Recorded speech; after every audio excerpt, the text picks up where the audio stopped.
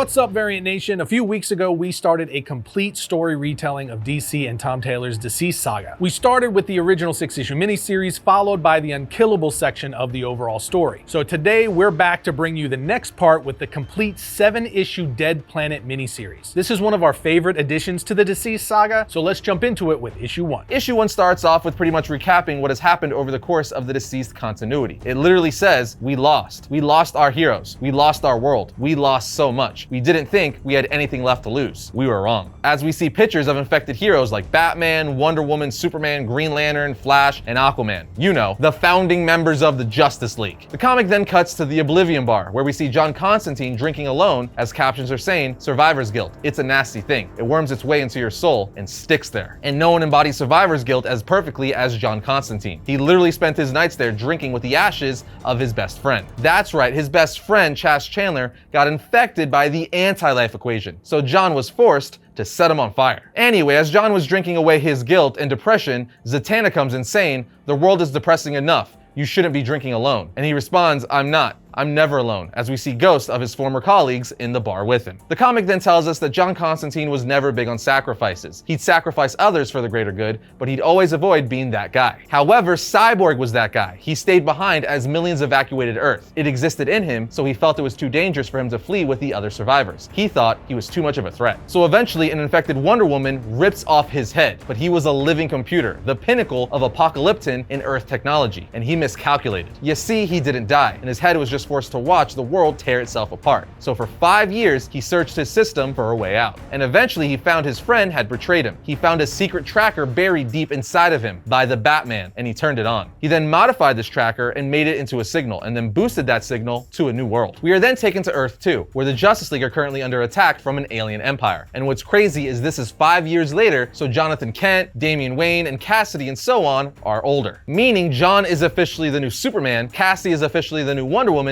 and Damian is still Batman. He's just older because remember, he became Batman right after his father died. And I gotta say, Damian is a great Batman in this, and him and John's relationship and back and forth is amazing. For instance, when Damian infiltrates the alien ship, John goes, okay, remember, we just want to talk to them. Damian says, sure, while kicking an alien straight in the face. To which John says, what was that thud? Damian responds, nothing. And John says, it sounded like a boot to the face. We then see a close-up on Damian saying, stupid super hearing, with John replying, I heard that. Long story short, Damian is trying to rip these aliens a new one, but John comes in interrupting and saying to the alien, I don't know if the translator can express the concept of a cliche, but I'd like to take you to our leader. And we find out that leader is now Lois Lane, more specifically, President Lois Lane. She's the president of New Metropolis, home to 13 million human survivors on Earth 2. As Lois is negotiating with these aliens, Alfred calls Damian saying, your briefcase is beeping, sir. And it appears to be beeping in Morse code. Batman and the rest of the Justice League find out it's coming from Earth. And it's a Morse code message that translates to JL, standing for Justice League. But Green Arrow thinks it's a trap, saying maybe he's infected and the anti-life virus is trying to lure us back to Earth to finish us off. Ultimately, it came down to a vote where the entire Justice League voted to go back to save their friend, because that's what the Justice League and heroes do. They risk everything, even just to save one person. We then cut to Green Arrow and Black Canary, who became the new Green Lantern of Earth after Hal Jordan became infected. Green Arrow, or Oliver, keeps telling Dinah that this is a stupid idea, that they've already lost so many friends like Hal, Barry, Bruce, and so on. She then tells him, you voted too, and he replies,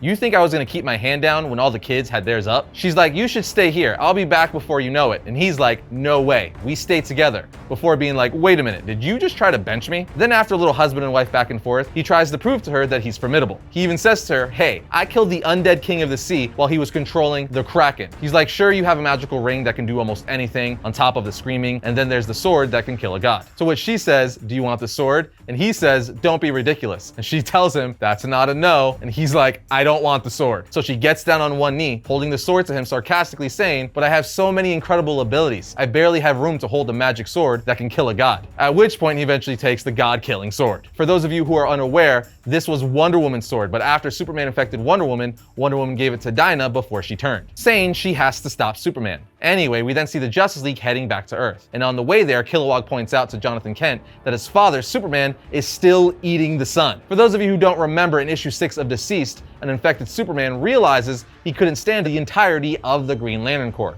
So he fled into the sun, calculating another way to win, which was basically him absorbing and feeding off of the sun, draining it, so in time the entire solar system would grow cold and die. At which point, the Justice League and all surviving humans on the ship fled Earth and found Earth 2. But now, 5 years later, we see Superman is still feeding on the sun. Anyway, Kilowog, who's guarding this area, says, the Earth is getting colder, so it's working. Right after this, the Green Lantern's rings start to go off, and it says, projectile incoming, that something's coming from Earth. So of course, the heroes prepare for whatever's coming. But when this thing breaks through the Green Lantern's shields, we find out on the next page, it's just Crypto, Superman's dog. Anyway, after this, the Justice League make their way to Earth, where they find Cyborg's head and body. Cyborg is trying to tell them something, but they can't understand him. So they take his head and body back to the ship. And as they're doing this, something hits the ship, breaking it in half, right down the middle. But luckily, Superman was able to catch the part with his friends inside. And on the next page, we see that it was Wonder Woman who flew through the ship. And not only that, she captured and infected Green Arrow. And Green Arrow's last words are, Dinah, I'm sorry, pretty bird. This obviously causes Green Canary, as I'm gonna call her from here on out, to lose her mind and start blasting the infected Wonder Woman. And she's blasting her with her canary cry, causing Wonder Woman to fly back and fall on the ground. Meanwhile, Superman finally understands what Cyborg has been trying to say. While this is happening, we see that Green Canary picked up the God Killer sword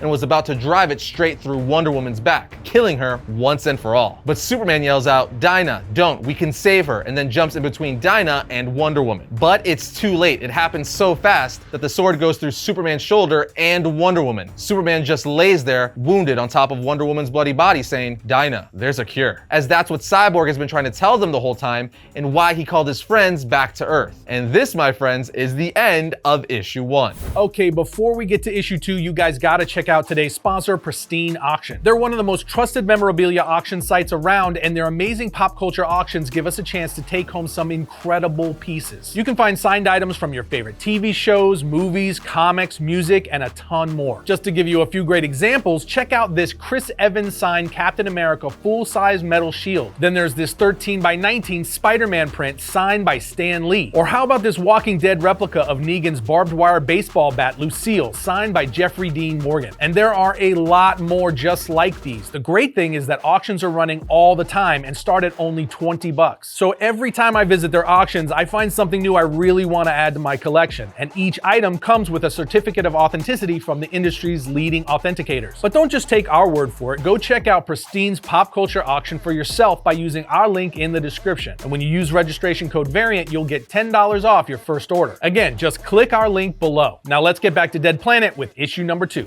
Issue 2 starts off with Roy Harper, aka Arsenal, trying to save people he's protecting from a horde of infected by telling them to get into the bunker. He then tells them all to get ready to barricade the doors, and then zip lines down from the roof and lands next to a little girl, who says, Mr. Arsenal, are the monsters gonna get us? He replies, it'll be okay, Gracie. We'll wait them out like always. I won't let them reach you. Go inside. But out of nowhere, one of the guys there screams out, Roy. And as Roy looks up, he sees it's the infected heroine, Fire, and she blasts him with green flames, killing him on the spot, while Gracie looks on horrified as her friend and hero is melting before her. And as Gracie looks on terrified in tears, John Constantine and his Shadowpact arrive behind her, saying, all right, let's kick this equation in the ass. If you didn't know, Shadowpact has been around for a long time in DC. They're a dope yet pretty unknown team unless you're a die-hard DC fan. In any case, this incarnation of the team consists of Constantine, Zatanna, Red Hood, Ragman, Blue Devil, Detective Chimp, and Ravager. The Shadowpact then start attacking the Blighted Ones, with Detective Chimp ripping off arms,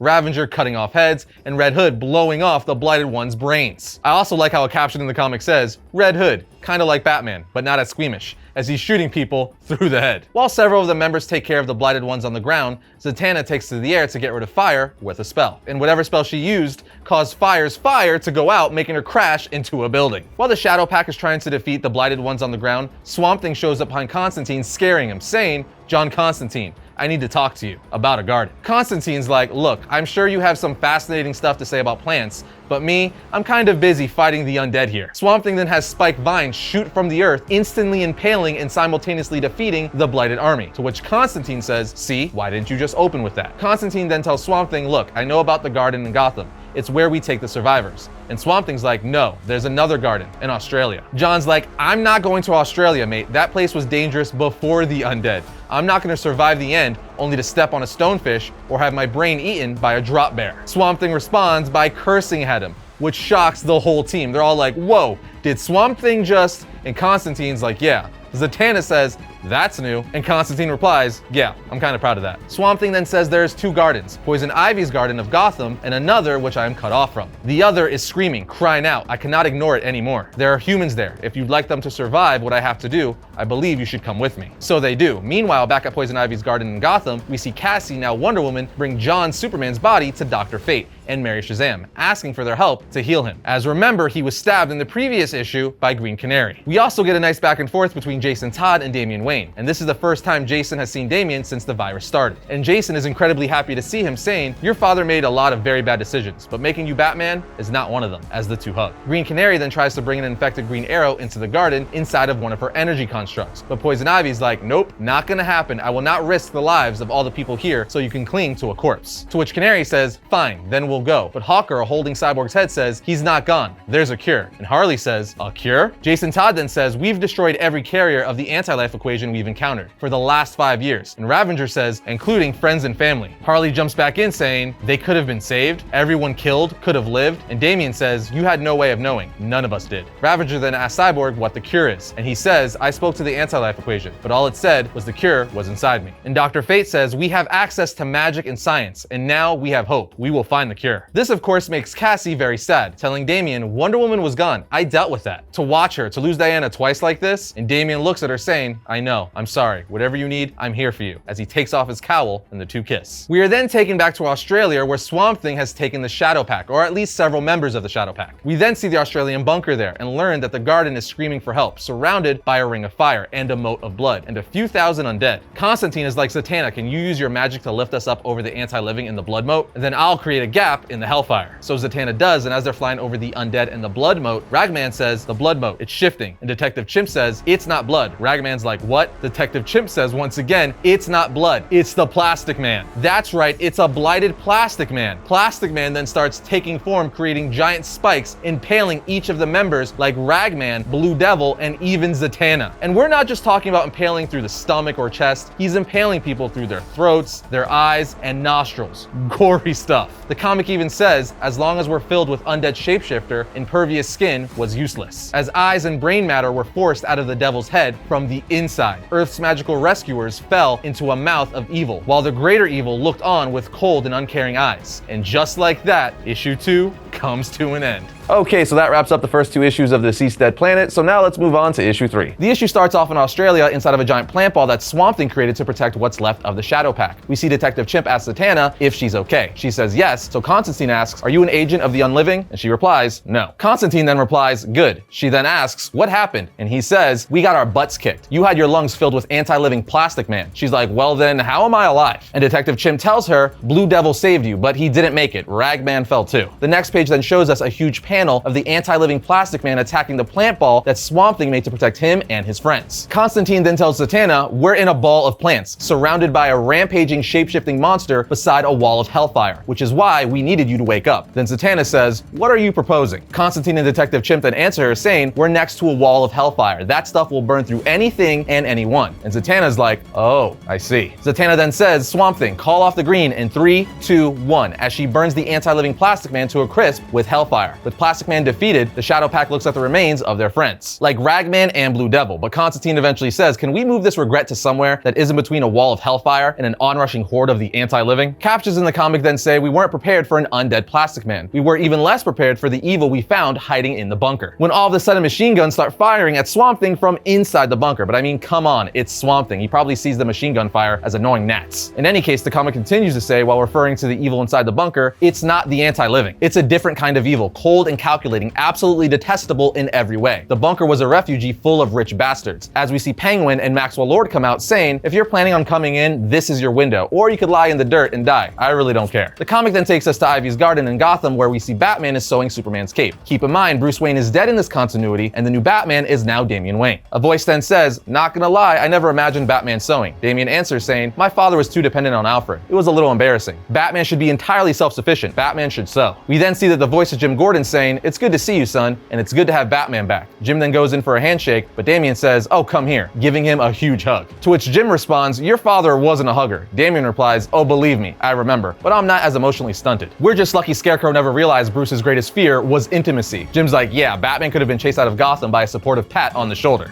Anyway, Dr. Fate then flies in, interrupting them, saying, "Damian Wayne, Superman's healing was successful. He will awake soon." We are then taken to the Tower of Fate, where Superman, aka Jonathan Kent, wakes up. Because remember, his father Clark Kent was infected at the end of the original DCeased story, so he took up his father's mantle. Anyway, he's greeted by Krypto and Mary Marvel, who was sleeping by the bed waiting for him to wake up. John then asks, "Where am I?" Mary replies, "You're in the Tower of Fate, safe in Poison Ivy's garden. You were stabbed with a magical kryptonite sword. It was messy, but Dr. Fate really lived up to his title, and I was able to patch you back together." Meanwhile, back in the bunker in Australia, Penguin shows the Shadowpact around saying, "Welcome to the Southern Bunker." Maxwell Lord then says, "It's all quite civilized. We have our own soldiers and their families are employed as cleaning and cooking staff." Then Zatanna speaks up saying, "You seem pretty proud of your slaves, Maxwell Lord." Simon Stagg then says, "Their services given in exchange for shelter. They're not slaves." At which point Constantine then pipes in saying, "I can't believe you found a way to keep the class system in place through an apocalypse." While they're walking through the bunker, we see plant life growing on the walls, and Swamp Thing grabs a fruit saying, "The green, it's crying out in here. It screams." At which point Jason Blood comes out saying, "John Constantine." To which he replies, "Jason Blood, of course. Rich toffs have to stay together." And that explains the Hellfire. Blood then says, "Can we have a word? Alone?" Once alone, Blood says one of my favorite rhymes in all of fiction, "Gone, gone form of man, rise the demon, Etrigan." But Constantine doesn't appreciate the rhyming as much as I do, saying, "Before you start, can we please skip the rhyming? I just lost 2 friends, and I'm not in the mood for amateur poetry hour." Etrigan just looks at John saying, "You are very mean, John Constantine," which is hilarious coming from a demon. Etrigan then tells John, "Hell isn't happy." John replies, "No, it's really not known for that." Etrigan continues to say, "Souls are locked inside the anti-living," and Constantine replies, "And Hell is annoyed they're not getting a piece of all this Armageddon." Etrigan replies, "Beyond annoyed. Trigon is coming to wipe it all away." And he says this while we get an awesome shot of Trigon looking at Earth from Hell. Constantine then says, "Wipe what away?" And Etrigan replies, "All of it. The people in this place plan a new human race, but they're not going to get a chance. Trigon is going to destroy this world, and nothing can stop him." Constantine's like, "Sure, heard that before." At which point they start hearing gunfire, and we find out it's soldiers shooting Swamp Thing. Long story short, Swamp Thing's freaking out because they've imprisoned the Floronic Man, and they're torturing him, having him force the Green to produce for them. Constantine says, "Swamp Thing, these are some of the most selfish people alive, but people don't think of the Green like you do. So let's see if we could talk about this before we do something we're gonna regret." And he's saying this to him as Swamp Thing has Maxwell Lord suspended in the air with one of his vines. Lord is like, "Listen to your superiors, Bush." Swamp Thing replies, "You release the Floronic Man now, Maxwell Lord. You will release the Green." Lord says, "I don't take orders from a walking houseplant." So Swamp Thing proceeds to squeeze Maxwell Lord so tight with his vines that his head literally pops off. There's a pop caption sound effect and everything. Obviously, Penguin isn't too pleased with this, so he says, "Professor Ivo, it's time." At which point, they unleash Amazo, an android with all of the powers of the Justice League in one convenient little package. But as the comic goes on, we see they don't just have one Amazo, they have several. At which point, Constantine is like, "It's time to go, guys. We'll come back later when we have a plan." With the Shadowpact retreated, we see Penguin say in a secret lab with countless Amazos, "We won't need to be here much longer, Stag. They're almost ready. We'll take back the world soon enough." Meanwhile, Constantine and gang go back to Ivy's garden in Gotham to talk to the Justice League. Constantine comes up with a plan, but says, "Cassie, who is Wonder Woman now, I'm gonna need to borrow your lasso." Constantine then goes to a mysterious house in the middle of nowhere to find Mr. Miracle, who we thought to be dead, but apparently he lived and only his wife Barda died. Constantine says, "I need your help saving the world." Mr. Miracle replies, "That didn't work out so well the last time." Constantine then says, "What if I told you there was a way to save her?" Mr. Miracle then says, "Whatever con you're pulling, I'm not biting. You're a walking bag of lies, Constantine. How could I possibly believe you?" John then says, "Ask me," while holding out the lasso of truth. He then continues to tell Mr. Miracle, "There's a cure and we could save your wife." Mr. Miracle then asks, "What do you need me to do?" John says, "First, I need you to take a shower or a bath because I need to convince people this plan will work, and you don't inspire confidence while smelling like that. Then we need your help stealing the throne from a god," as the comic ends. So let's continue with issue 4. The issue opens up with John Constantine, Detective Chimp, and Mr. Miracle boom tubing in to Ivy's garden where the rest of the heroes are. And out of nowhere, Batman pops up saying, "Constantine," to which he replies, "Bloody hell, where did you come from?" Batman then says, "Do you really think it's a good idea to open an explosive portal in the middle of a sanctuary during an undead apocalypse?" Constantine then tells him, "They're literally called boom tubes, and I'm sure they could change them to some soothing ocean sounds or something, but you know gods, they're all about the awe." Anyway, Batman then turns to Mr. Miracle saying, "You're not dead scot-free," and Scott replies, "And you've shrunk, Batman." Detective Chimp then starts to explain the plan to everyone, saying, Cyborg may have a cure inside of him, but he can't access it. Metron's Mobius chair contains all the knowledge of the new gods. If there's an answer to be found, it's in there. Dr. Fate then says Metron is one of the fastest entities in existence. He cannot be caught. Batman then says Metron prizes knowledge above all else, to which Chimp says, "What do we have that he can't ignore?" Constantine then says, "How about the the future. This is Madame Xanadu's crystal ball. Zatanna's like, and does Xanadu know you have that? He replies, I'm guessing she does now. Mr. Miracle says this could work, and John says, I'm really gonna need that back when you're done with it. Miracle says, I'll take this to New Genesis, but I'm not sure how we'll be received. Superman then says, you'll be received with friends by your side. I won't speak for others, but anyone best suited for space is welcome to join us. Superman asks, where is Dinah? And Harley tells him, oh right, you missed it because you were skewered by a magic sword and bleeding out. Ivy said her and her husband couldn't come in, so she had a bit of a tantrum and flew away. I think she was probably feeling a little guilty about almost killing you and stabbing Wonder Woman through the throat. She then looks at the new Wonder Woman, Cassie, and says, it's funny, killing Wonder Woman and Superman used to be high on the bucket list of a lot of my friends. And Cassie just stares back at her with a pissed off look on her face while Harley's like, okay, maybe it's not that funny. Right after this, Mary Marvel's like, I'll come with you, Superman, as he goes looking for Dinah in the city. Eventually he finds her sitting on top of a building in the middle of the rain. And when Dinah sees Superman, she's like, John, you're okay. I'm so sorry. And Superman's like, I'm fine. Really. You couldn't have known. We also see that Dinah's holding her husband, Oliver Queen, aka Green Arrow, in a ball construct on a leash. Superman then tells her there's a cure. We don't have it yet, but we're going after it. We're gonna take on a god. We could really use your help. Dinah then tells him, I can't just leave him in the middle of all this. And Mary Marvel's like, don't worry. Me and Dr. Fate will sneak him into Ivy's garden. She'll never know. He'll be fine. So now with the help of Green Canary, Superman, Mr. Miracle, Mary Marvel, and Wonder Woman head to New Genesis. Anyway, once Mr. Miracle and gang arrive on New Genesis, he almost instantly gets into a fight with his brother Orion, who's like, what in the fires of apocalypse do you think you're doing here? You would walk into New Genesis with the anti-life virus? At which point Orion just gives Mr. Miracle a right hook saying, stand. And when he does, he punches him back to the ground again. Superman then says, leave him alone. And the caption in the comic tells us Batman theorized that given his unique physiology, John would be stronger than his father. And then on the next page, we see Superman KO a god, with the caption finishing saying, as usual, Batman's theory proved correct, with a panel of Superman telling Orion, stay down. Right after this, Highfather comes out, which is obviously Mr. Miracle and Orion's father. At which point Mr. Miracle tells his dad, we need the Mobius chair. Will you call out to Metron? He responds, he may not come. No one rules over Metron. He's only ruled by his quest for knowledge. So Mr. Miracle holds out the crystal ball saying, that's where this comes in. Highfather then shows Scott, aka Mr. Miracle, his son saying, you should take him now. He replies, I brought him here to protect him. Highfather then says, Scott, that was 5 years ago, before you and Barda, to which Scott interrupts saying, don't. They then continue to have a back and forth where Highfather is basically telling Scott, don't let the pain of Barda's death prevent you from having a relationship with your son. After this, Mr. Miracle and gang go to where Apocalypse used to be, because if you guys remember at the beginning of DCeased, it was torn apart when an infected Darkseid leaped into the planet's fire pits and destroyed the planet and all who lived upon it from within. Anyway, they're there waiting for Metron, and when he arrives, they offer him the crystal ball as a way to see the future. And as soon as Metron goes to take it, they ambush him, trying to rip him from the Mobius chair. But that doesn't go over so well, and Metron is able to fend them off before sitting back in the chair and running away. At which point, Superman catches up to him saying, wait, please, I never wanted to fight. And Metron says, yeah, you did. Superman then replies, we need your help. Metron then says, I don't care. And Mary Marvel interjects saying, don't you, Metron? You're supposed to be one of the most intelligent beings in the universe. If we fail to contain this and death wins, what happens to knowledge? He replies, you should have opened with that instead of an ambush. Long story short, Metron agrees to let them use the chair for a second while he uses the crystal ball. Because he's all about knowledge, but the future is the one thing he can't see, so this crystal ball is very intriguing to him. While Metron is using the crystal ball, Cyborg sits in the Mobius chair and gets the answer for the cure, saying, I need to recode my blood. The life equation is there, and while Superman says thank you to Metron, Metron says while staring at the crystal ball, I can't be here, I must leave now, handing the ball back to Wonder Woman, with her saying, did he just? And Green Canary replies, yeah, he just took a look at the future and ran the hell away. It's at this point we're taken to Black Racer, who's looking at the core of Apocalypse, which is on the verge of exploding, with a caption saying, only Black Racer witnessed what came next. Only the god of the end witnessed the cool molten core of Apocalypse crack, and Death uttered 2 words, Darkseid isn't, as an anti-life Darkseid burst from Apocalypse's core. And I just gotta say, it looks awesome. We are then taken back to New Genesis, where Highfather felt the universe change. He felt his brother unborn, at which point he basically tells all of New Genesis, all hands on deck. While the comic says, but by the time he felt it, it was too late. An unliving Darkseid was already upon them, as we get an epic shot of an unliving Darkseid squashing Orion with his hand, ready to tear into New Genesis. Now that closes out issue 4 of the Dead Planet miniseries, so let's move on to issue 5. The issue starts off with John Constantine standing in front of a room within the Tower of Fate that now resides inside the Gotham Garden.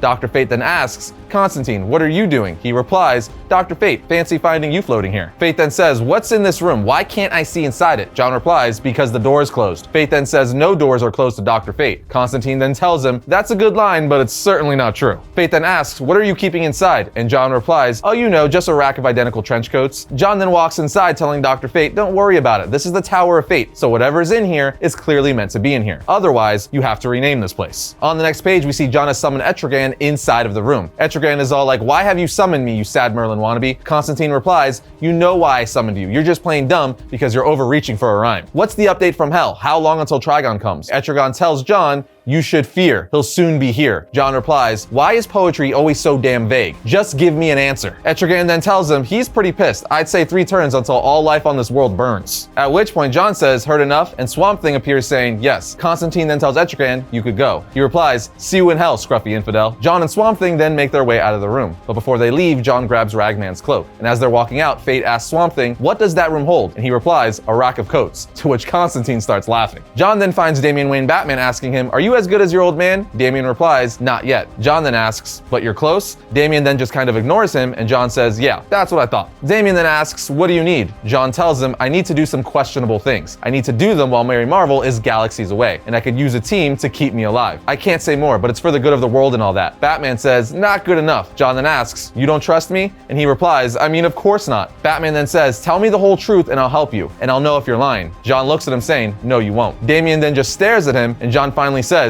oh crap, you will, won't you? You're like your dad. Fine. So of course after this, Constantine tells Batman his plan, to which he asks, are you planning on killing anyone? Constantine replies, no one will die who isn't already dead. You won't change my mind, and it's the only way. Batman says, you said you needed a team. John's like, yes, the others are waiting, as we see Red Hood, Ravager, and Cassandra Cain Batgirl. So now with the team in place consisting of Batman, Red Hood, Cassandra Cain, Ravager, Swamp Thing, and Constantine himself, John is able to set out on his mission to enact his plan. John then uses a spell that allows him to follow Swamp Thing's soul through the green and world to go where they have to go, and that place would be Nanda Parbat. Once there, Red Hood says, that's a lot of anti-living. Then Batman says, they look like the League of Assassins. I heard the sensei used to try to attack Nanda Parbat with them all the time. I guess he was trying again when the virus hit. Of course, Red Hood pulls out his guns ready to start mowing down zombies, but Cassandra then says, there's a cure. We can't kill people. Ravager then asks, can we break their bones and put holes in them? Batman responds, of course. We then get an awesome page of Constantine, Red Hood, and Batgirl taking on some anti-living. During the fight, Red Hood says, Rose, any flashes of the future would be pretty appreciated right about now. Any insight on what we do once we reach the gate? She replies, we knock politely. She then tells Red Hood, keep the blighted ones off me. He then tells her, keeping the blighted ones off you was in our vows. If you didn't know, when Ravager knocks on the gate, she is greeted by Deadman, who says, my friends, welcome to Nanda Parbat. As he opens the gates, an army comes out helping Constantine and his friends. He then invites them inside saying, follow me, would you like something to drink, maybe some snacks? And then on the next page, we see the Spear of Destiny resides inside the walls of the city. The comic then tells us the Spear of Destiny was said to be powerful enough to kill a god. It's been guarded by Nanda Parbat for a generation. John Constantine then walks up to it going to grab it, but Ramakushna comes up to him saying, so this is why you've come, Hellblazer. She basically tells him something to the effect of, you think with all the deaths out there, I would allow you to take this? My home is yours while you're here, Constantine, but I would never allow you to take the Holy Lance. He then grabs it saying, I know, while saying sorry, stabbing her right in the stomach with it. Deadman then comes over flying saying, no, why? Constantine then says, I never felt the need to explain myself to a dead man. He then pulls out Ragman's cloak saying, not starting now, sucking Deadman into it. The comic then tells us since 1812 BCE, Ragman's cloak of souls had stolen spirits and used them to empower the wearer. Cassandra then asks, what did you do? John replies, we're leaving, opening up a portal to the Rock of Eternity. While following him through, Red Hood says, seriously, what the hell was that? John replies, don't worry about it. Red Hood says, don't worry about it, you stabbed a goddess. Constantine says, not fatally, she'll get over it in a few centuries, but she never would have let me take this. While walking through the Rock of Eternity, Ravager says, no, get us out of here, Constantine,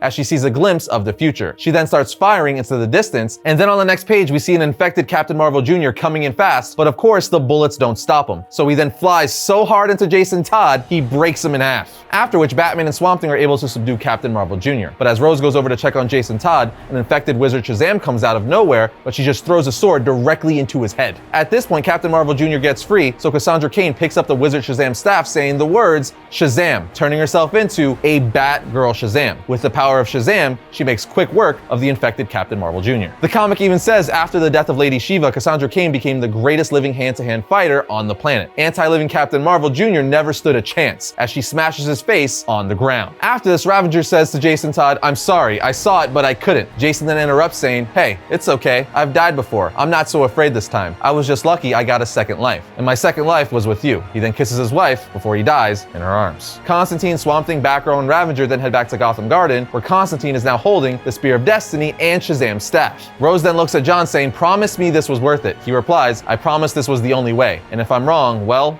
we'll be too dead to notice. And then out of nowhere, Batman gives Constantine a huge right hook. And then a voice says, you deserve that. And on the next page we see, it's the Spectre. Constantine says, oh, what a shock. The Ghost of Wrath thinks I deserve a punch in the face. Spectre replies, you're holding an object that can end me. That's concerning. I could stop what you're doing, Constantine. Constantine says, yeah, I know, Jim, but you're the Spectre. You're the spirit of vengeance. Why don't you use all your power to channel it into a bit of insight? What do you think I'm motivated by? Constantine says, good night, Jimmy. Issue 6 starts off in Australia with Penguin asking Professor Ivo if the Amazo army is ready. Ivo responds, very nearly, Penguin. I'm fine-tuning because one wrong calculation and these androids won't just take out all the anti-life on the planet, they'll wipe out all of us as well. Penguin then yells at him saying, you promised results, Ivo. He responds, considering I'm the sole commander of a super-powered artificially intelligent army that can destroy the very planet you're standing on, maybe you should review your tone. I will be done soon. The undead could wait a little longer. We are then taken to the Justice League in the Gotham Garden where Cyborg says, the life equation, it's in me. My blood is recoded. It's done. Superman asks, what comes next? Cyborg then says, I don't know. I don't know how to turn it into a cure. Batman then jumps in while playing with Ace saying, we need knowledge. If only we had one of the world's greatest biochemists with us, as he walks away finding Swamp Thing. Because as most of us know, before Alec Holland turned into Swamp Thing, he was a brilliant biologist and biochemist. So Batman goes up to Swamp Thing saying, we need Holland's mind if it's still in there. We need Dr. Holland. Swamp Thing replies, Alec was a brilliant biologist and biochemist, but even he cannot do what you are asking. Not alone. Batman responds, oh, I know, which is why you won't be alone. As we see Batman gather the greatest minds still alive to figure out how to turn Cyborg's blood into a cure. At which point they were linked by the green and the telepathic powers of Dr. Fate, making all the minds one. And we see the characters he gathered with Swamp Thing, Nobel Prize winning biochemist, Poison Ivy, Doctor of Toxology, Cyborg infused with the greatest technology of two worlds, Mary Marvel, who possesses the wisdom of Solomon, Detective Chimp, the world's greatest problem solver, Harley Quinn, a doctor of psychology and medicine, Wallace West, the fastest mind on the planet, and Batman because he's Batman. Literally, that's what the comic says, which is pretty great. And sometime later, they were all able to figure out how to turn Cyborg's blood into a cure. Meanwhile, Dr. Ivo tells everyone at the Australian bunker that the Amazo army is ready. While back in the Gotham Garden, Superman says, we could save them all. Then back in Australia, Penguin says, we could wipe them all out. We can reclaim the world. As they launch their Amazos, which is an army with each one strong enough and fast enough to take on the Justice League. They moved as a swarm, ending all unlife, destroying the people the Justice League had just discovered how to save. After we see the Amazo starting their assault on all unlife, we see Cyborg say, this is the cure, we hope. Now we need a test subject. Green Canary's like, Ollie, you'll test it on Ollie, but Mr. Miracle's like, no, Barda.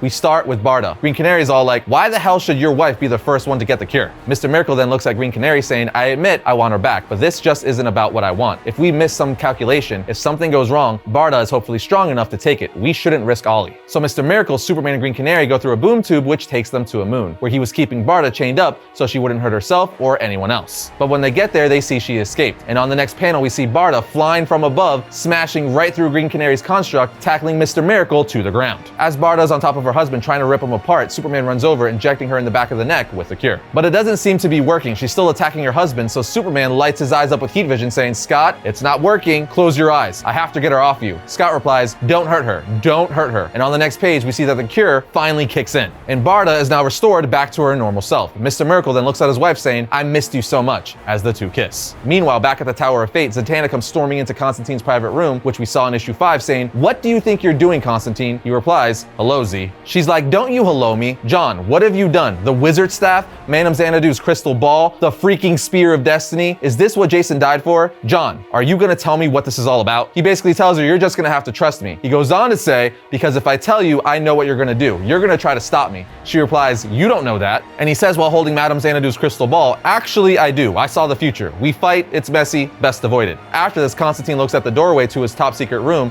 that Z just broke, saying, oh bloody hell, Z. I spent years protecting this room from Dr. Fate and whatever else would want to come in here, and you just left the door open. Anyone can walk in, and as he says this, the Phantom Stranger comes walking in. Constantine then says, Phantom Stranger, I've already had a visit from the Ghost of Apocalypse Past. You must be the Ghost of Apocalypse Present. Zatanna's like, what, John? And he's like, Spectre came by. Phantom Stranger then tells him, you took the wizard staff, you took Ragman's cloak, and you stabbed Ramakushna with the Spear of Destiny, and you imprisoned Boston Brand. Zatanna then says, what, John? John and the Phantom Stranger then get into an argument with John saying, I chose to do the things I didn't want to do because because they had to get done. After what you did to get yourself doomed for all eternity, are you seriously judging me, you two-faced prick? At which point Phantom Stranger says, how dare you, throwing Constantine across the room. But Constantine just gets up, grabbing the Spear of Destiny, saying, go on, try it. Now at this point, Zatanna summons Etrigan, but as he arrives, he says, gone now, O Etrigan, and rise again the form of man, arriving in the form of Jason Blood. Blood then says, Constantine, we have to talk. Constantine replies, I take it Trigon is coming? Blood answers, yes, he will set cloven foot on Earth in moments, and the world will burn. But there's more. John says sure, because that's not enough. At which point we're taken back to the Gotham Garden, where Mr. Miracle, Superman, and Green Canary return with a cured Barda. Cyborg then says there's no sign of degeneration in Barda. They're stuck in some kind of unlife. Not living, not dying. Everyone infected with the anti-life equation is essentially frozen in their life cycle. We could bring them all back. We could start producing the cure today. Harley then says, well, we have a bit of time. They're not getting any undeader. Constantine then shows up with Z saying, we don't have any time at all. He then explains that Penguin and Dr. Ivo have unleashed an army of Amazos coming to wipe out all unlife right before they have a chance to save them. So Wallace West, the fastest mind on the planet, began reading every book and paper he could find on production. And in about 10 minutes, the Flash was an expert and had quite enough knowledge to join Swamp Thing and Cyborg in manufacturing a cure, which they did at Magnus Labs, which was the fastest producing laboratory in the world, meaning it's very fortunate it was still standing. But as they're making the cure, the demon Trigon arrives on Earth, bursting through the catacombs in Paris at 10 p.m. Meanwhile, back in the Tower of Fate, Constantine decides to let Dr. Fate inside of his secret room, asking Z to wait outside. When Dr. Fate arrives inside, he sees the Spear of Destiny, Madame Xanadu's crystal ball, and Constantine putting on Ragman's cloak, along with Etrigan and Phantom Stranger standing there. Constantine then says, Dr. Fate, I'm gonna need your helm and amulet. He replies, you can't be serious. Constantine then says, I get it's a little uncharacteristic for me, but yeah, for once, I'm serious. Phantom Stranger then stabs Dr. Fate in the stomach with the Spear of Destiny, saying, Constantine showed me the future, Kent Nelson. You would prevent what needs to happen. Fate then says, I will not relinquish the helm freely, and it cannot be removed by your magic, Constantine. John replies, yeah, we know. As he holds up Shazam's staff, saying Shazam while holding Fate's helmet, which releases the helmet from Nelson's head. Constantine then takes his amulet, at which point Zatanna walks in, seeing Dr. Fate's bloody body on the ground with the Spear of Destiny inside of him. To which Constantine says, I'm not gonna lie, this is exactly as bad as it looks. And he's saying this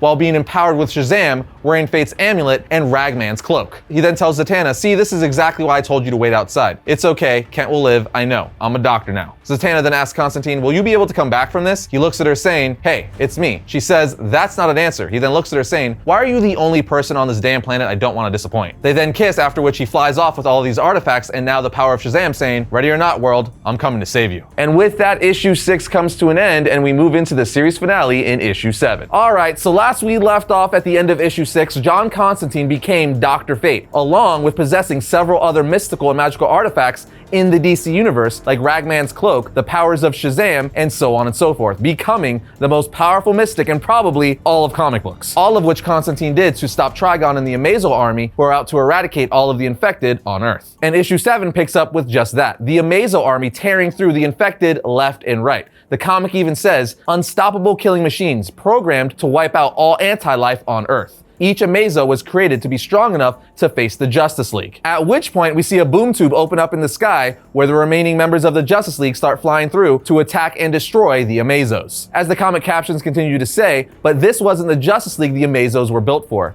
These were warriors, wielders of the living lightning, the greatest trained fighters on the planet, holders of the most powerful weapons in the universe, and actual gods. A desperate last line of defense, risking everything to protect the anti-living from the artificial intelligence. And as the captions are telling us this, we see Cassidy Wonder Woman about to pop off the head of an Amazo with her lasso, Mary Marvel and Cassandra Cain, Batgirl, pierced right through an Amazo with their lightning powered by the wizard Shazam, Green Canary crushed them with one of her constructs, and Barda, an actual god, decapitate an Amazo. And while the Justice League fight this Amazo swarm in Australia, Phantom Stranger and Zatanna are in Paris, awaiting John Constantine to fight Trigon. The only problem is John still hasn't showed up for the fight. Z then tells Phantom Stranger he'll be here, to which he says, Zatanna, don't be naive. Captions then say, John had shown Stranger the future, so he couldn't walk without acting as our world died. He couldn't be a stranger any longer. At which point Stranger yells out, Trigon. Trigon then turns around and says, Phantom Stranger, you were supposed to walk forever in limbo. You were not supposed to choose a side. Stranger replies, yet I have. Elsewhere, the Super Sons, John Kent and Damian Wayne, have traveled to the Australian Garden, to the source of the Amazo army, to attempt to take them out remotely. The two of them then stop to see everyone the Amazos killed, with John Superman saying, my God, so many. We could have saved them. They didn't have to, and Batman interrupts telling John, The people inside couldn't have known there was a cure. And I don't want to sound callous, man, but we can't stop for the dead. And as they're about to continue on their journey, out of nowhere, something punches John across the face. And on the next page, we see it's an Amazo who then starts attacking Damian, but he's able to back handspring out of the way. The Amazo then uses heat vision to attack Damian. He dodges yet again, at which point Superman is able to put Amazo in a headlock saying, "Batman, now." Batman then jumps in the air saying, "Keep holding it," while he puts some sort of electrical charge on his head, detonating it, destroying the Amazo. At this point, Penguin and several of his men come out to see Batman and Superman have destroyed an Amazo. Superman then asks, "Where's Professor Ivo?" The Penguin then just looks at them saying, "You must be a Robin, and you're the son, I take it." Superman then tells Penguin, "We need to stop the Amazos," but Penguin just stares at him saying,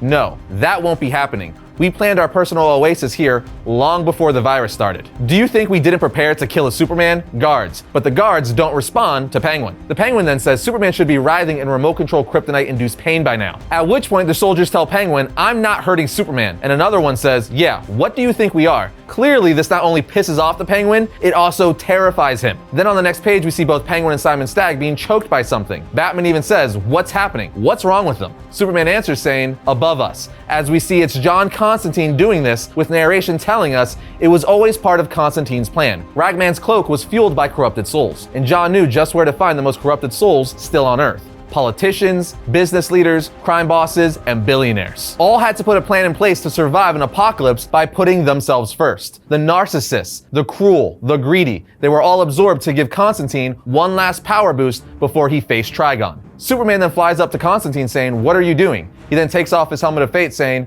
"Okay, it's okay. The cloak only targets truly evil. If they're in here, they deserve to be. They're staying here until they've answered for their sins. It's about justice. I think your old man would have approved. I need to do this to deal with a certain doom out there, but I've got it covered, okay?" Superman says, "You want to be more specific?" John Constantine answers saying, "I'm going to take on a demon who will otherwise destroy the planet." Superman, being Superman, of course, asks, "Can I help?" Constantine tells him, "No. Honestly, I wish you could, but I've seen the future, and you don't make it. So don't worry about it. I'll save the world. You save everyone on it." And as Constantine flies away, Superman says, "You're a good man, John Constantine." To which he replies, "I'm really not, but I'm not gonna lie, it's nice to hear Superman say that." Just like that, Constantine left to do the unthinkable. And after this, Batman and Superman go inside the Australian bunker to see that the Penguin had killed Professor Ivo. He did so after the launch of the Amazos because of a power struggle between the two of them. Batman then is essentially like, "Crap, well, we're not gonna get much out of Ivo now." But before Superman and Batman leave, Superman thanks the soldiers saying, "I wanted to thank you for not doing whatever Cobblepot wanted you to do to me. It takes a hero to say no to the people in power when they're wrong." After this, Superman and Batman grab an Amazo head and take it back to Magnus Labs. When they arrive, Cyborg asks if they were able to take out the Amazos. Superman says, "We ran into trouble. We're gonna need your help." Batman then jumps in saying, "I think we crack open this Amazo head and work out how they transmit to each other. And then we use that to infect all their systems." Cyborg is like, "Are you suggesting we give the Amazo army a virus?" Damian's like, "I realize you're probably over viruses by now, but yes, that's exactly what I'm suggesting." Shortly after this, the race for humanity begins as the two fastest beings on the planet, Superman and the Flash, start making their way across the world, injecting people with the cure for the anti-life equation. Meanwhile, Constantine finally shows up in Paris to help Zatanna and the Phantom Stranger fight Trigon. As Constantine helps Z up, she says, "John, you came." He tells her, "Of course I did. Just had to get a little more prepared. Now, if you're up for it, I just need two things from you. I need you to hold this for a little later, and I need you to tell me I could do this." And with that, Constantine starts facing off against Trigon, saying, "Okay, as much as I enjoy seeing Stranger trodden on, let him up." As Trigon is literally stepping on him. Trigon says, "Ha! John Constantine, you've collected some toys. Do you have any idea of the eternity of torment waiting for you in hell?" John says, "I have some inkling." Yeah. Trigon goes on to say, "The demons you have angered, the pain you will endure, the never-ending nightmare that will," and Constantine interrupts saying, "Oh, shut up." And with the speed of Mercury, Constantine hit with the power of Zeus, with the strength of Hercules, and enhanced by all the force imbued by the Lords of Order, and with hundreds of angry cursed souls behind the blow. As the comic says, in short, John decked a freaking demon. Anyway, Constantine continues to fight Trigon. As the comic says, he chose his blows with a combination of the wisdom of Solomon and the dirty tricks he learned over a lifetime of avoiding fights. With Madame Xanadu's crystal ball in hand, John could see the future, so he could stay a fraction in front of Trigon's attacks. He used everything he had. He ascended other dimensions. He called on imprisoned souls and ancient gods. It wasn't enough. As we see Trigon punch Constantine into the ground, killing him.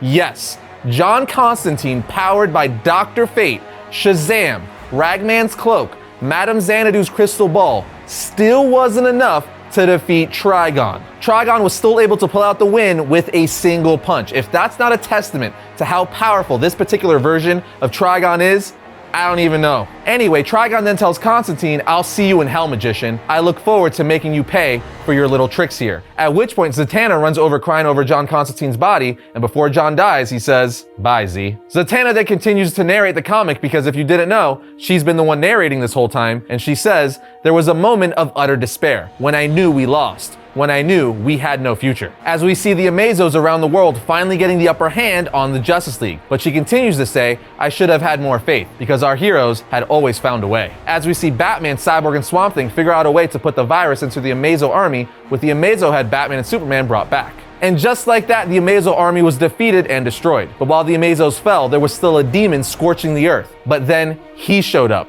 The Man of Mother Freaking Steel. Superman then flies right up to Trigon's face saying, "Stop." Trigon then looks at him in the eye saying, "I just killed a being connected to the most powerful magics in the universe. You are a speck." Superman then looks right back at him and says, and this speck says, "Stop." At which point Superman flies full force right into Trigon's chest, as Zatanna tells us that Superman was faster than fate, stronger than the inevitable, able to leap the divide between reality and the impossible. And for one shining moment, a mortal man held back the devil. At which point Trigon says, "How the hell?" These are the reasons why I love Superman so much, because in the face of absolute defeat, he finds a way to keep going. And this isn't even Clark Kent's Superman. This is his son. But clearly the apple doesn't fall far from the tree. It's so good to see a son carry on the ideals and never say die attitude of his father. It's such a good passing of the torch and one that makes complete and total sense. Anyway, as Zatanna looks on, Ghost Constantine appears next to her saying, "He's impressive, isn't he?" She then looks at him saying, "John?" He says, "Yep, I'm a dead man. It sucks. But this was the plan. I wasn't just being a bloody bastard